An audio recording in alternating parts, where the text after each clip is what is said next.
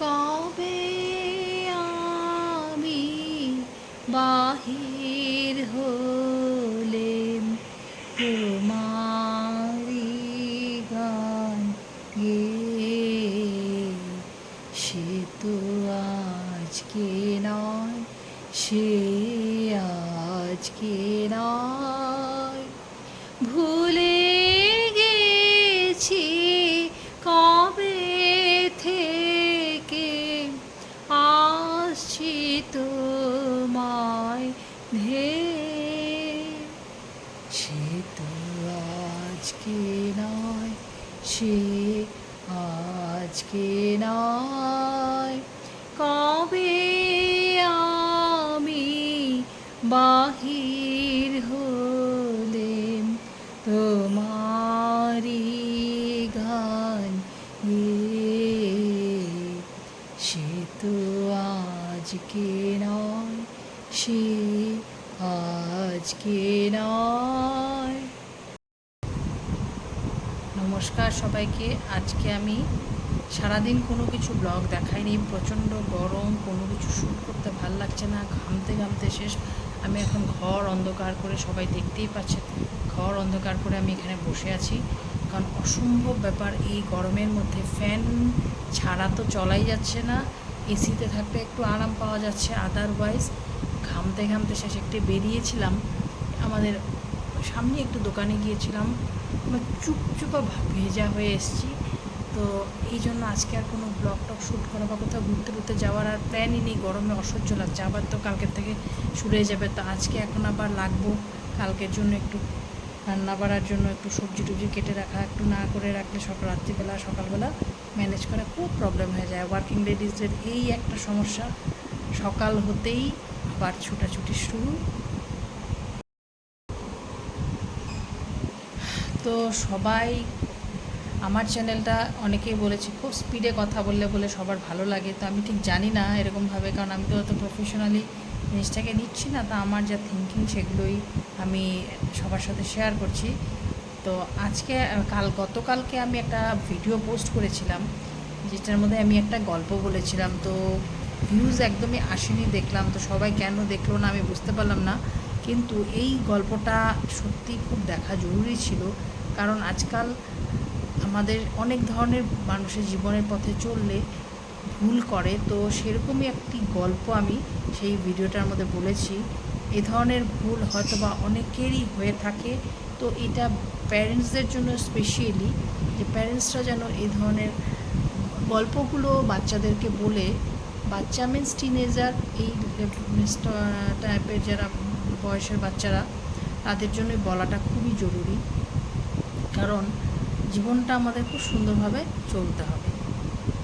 মাথাটাকে এইভাবে পুরো ছুটি বেঁধে রেখেছি, মানে নিজের চুল লাগলো, আজকে অসহ্য লাগছে। এইমাত্র চান করে আসলাম, কারণ চান না করলে আর পারছিলাম না। এই অন্ধকারে যে বসে আছি, এরকম তো বসার সময় পাই না, আজকে খুব ভালো লাগছে।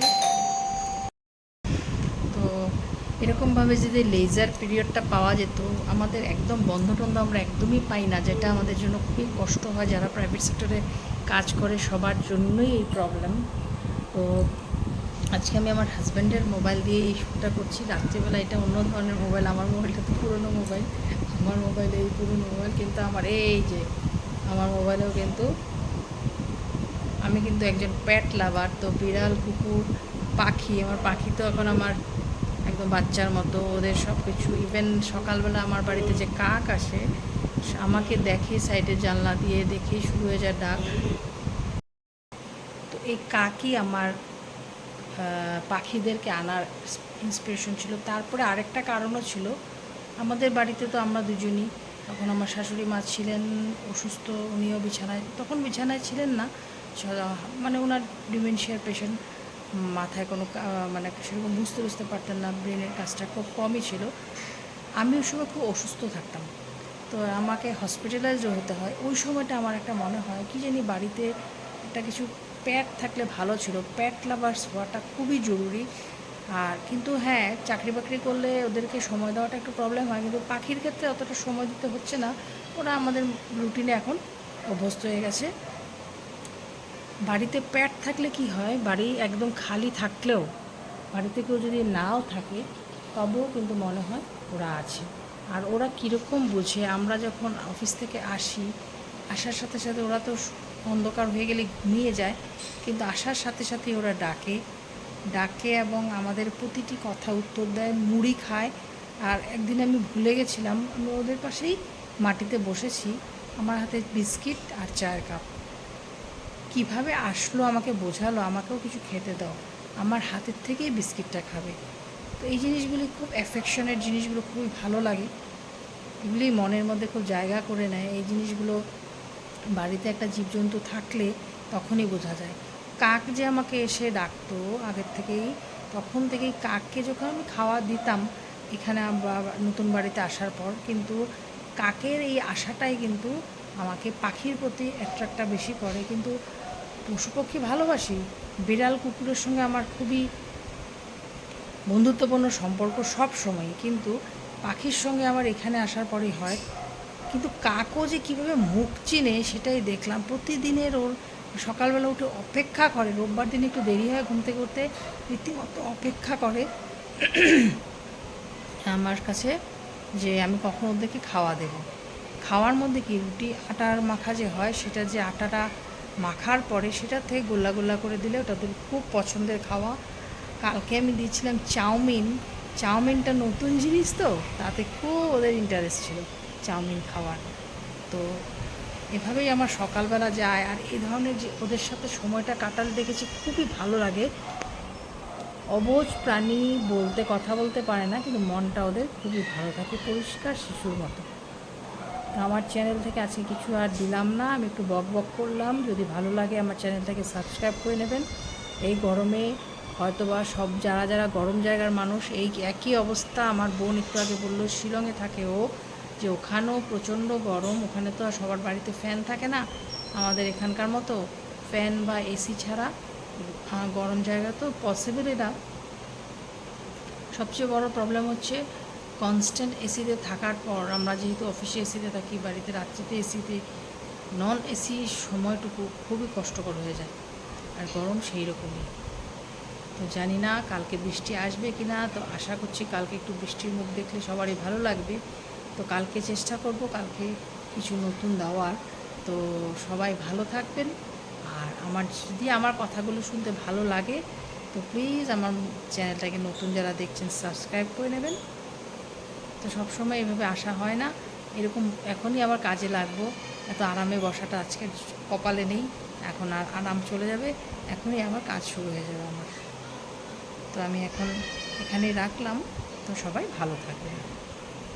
তো আমি ব্লগটা অ্যাকচুয়ালি আমার রাত্রিবেলা বেশ রাত্র হয়ে যায় ব্লগটা দিতে দিতে, আমি ব্লগটা তো সকাল সকাল দিতে পারি না।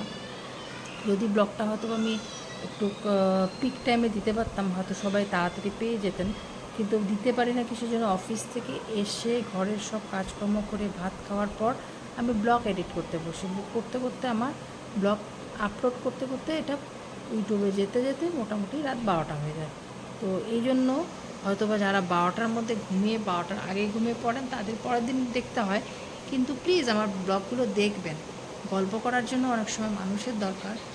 তো টিকটিক করছে, তো মোবাইলের থ্রু যদি আমরা দেখি, আর নতুন যারা দেখছেন যদি আমার কথাগুলো ভালো থাকে প্লিজ কমেন্টস করবেন। কমেন্ট সেকশনে গিয়ে কমেন্টস করলেই একটা নতুন বন্ধুত্বপূর্ণ সম্পর্ক গড়ে উঠবে। ইউটিউবের বন্ধুরাও কিন্তু অনেক বন্ধু, কারণ ইউটিউব দেখে আমরা অনেক সময় অনেকের ভিডিও দেখে আমাদের অনেক বোরিং টাইমগুলোকে আমরা পাস করি, ভালোই লাগে। সেই রকম আমাদেরও অনেক সময় কথা বলার সঙ্গী থাকে না, কারোর সাথে কোনো মনের কথা প্রকাশ করা, হয়তো কেউ আমার সামনে নেই, কিন্তু মোবাইলের থ্রু দর্শকদের সাথে কথা বললেও কিন্তু ভালো লাগে। সেটা প্র্যাকটিস হয়ে গেলে কোনো ফিলই হয় না, মনে হয় কারোর সঙ্গেই কথা বলছি। সবাই আমার চ্যানেলটাকে যদি ভালো লেগে থাকে সাবস্ক্রাইব করবেন, আমার পাশে থাকুন। যেদিন যেখানে যাব ভালো ভালো মুহূর্তগুলো সবার সামনে তুলে ধরবো। আর রান্না বান্না তো রোজেরটা দেখাই, আজকে আর সেরকম কিছু করেছি ওই সামান্য কিছু, আজকে গরমের মধ্যে হালকা খাওয়া ভালো, তো হালকা রান্নাটা করেছি, কিছু রেকর্ডিং সেগুলো আমি দেখিয়ে দেবো। তো সবাই ভালো থাকবেন, নমস্কার। মাই ফ্লাই আমার চ্যানেলটার নাম।